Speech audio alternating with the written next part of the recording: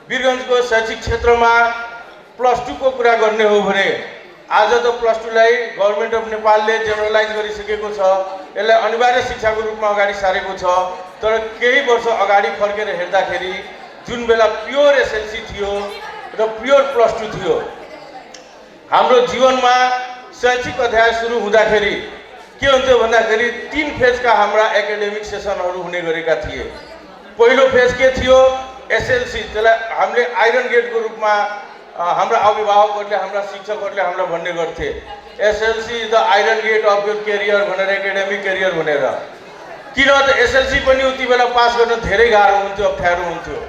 Course, curriculum, सिलेबसहरू फरक थिए। 9, 10 दुईटैको तयारी गरेर एउटा एसएलसी दिनुपर्ने अवस्था थियो उति बेला। के थियो भन्दाखेरि त्यो एउटा आइरन गेट पास गरेपछि हामीमा एउटा अलग उत्साह, अलग उमङ्ग आउँथ्यो। के आउँथ्यो भन्दाखेरि अब हामी स्कुले जीवनबाट निस्केर कलेजका जीवनमा, कलेज लाइफमा प्रवेश गरिसकेका छौँ। त्यो कलेज लाइफ त कति न रमाइलो होला, कति न राम्रो होला, उत्कृष्ट होला भनेर ओभर एक्साइटेड भएर हामी त्यो +2 मा जब जान्थ्यौँ, आफूलाई के त भन्दाखेरि एक किसिमले शैक्षिक वातावरणबाट आजाद भएको महसुस गर्थ्यौँ। स्कुलमा सरहरूले जहिले गाली गर्ने, डराउने, तर्साउने, पढाइमा बढी फोकस गर्ने, 4 दिवारीभित्र बसेर पढ्ने बाध्यता जुन थियो त्यो टुटेको जस्तो लाग्थ्यो। ब्रेकिङ द बेरियर्सको फिल आउँथ्यो हाम्रोमा।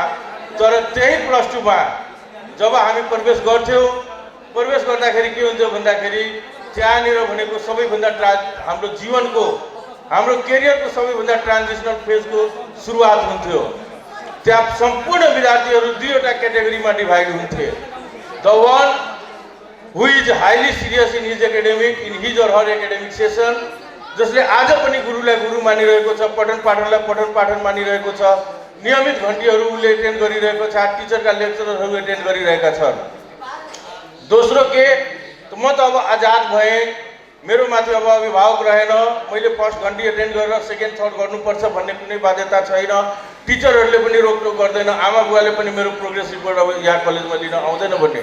त्यस्ता विद्यार्थी भाइ बहिनीहरू 2वटा क्याटेगोरीमा जेनरली विद्यार्थीहरू डिभाइड हुने गरेका थिए।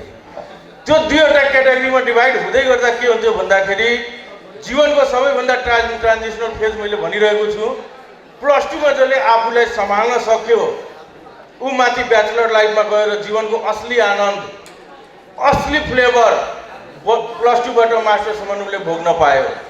र जुन सेकेन्ड ग्रेडका स्टुडेन्टहरू हुन्थे, +2 लाई अनावश्यक रूपमा लिन्थे, पढाइलाई त्यति सिरियसली नलिनेहरू, उनीहरूको एकाडेमिक सेसनको त्यहीँनिर प्रायः जस्तो पूर्ण विराम भएको अवस्था हुन्थ्यो। सो मैले भन्न के खोजेको भन्दाखेरि अब त नेपाल सरकारले +2 लाई जेनरल एजुकेसन बनाइसकेको छ, आधारभूत शिक्षा अन्तर्गत गरिसकेको छ।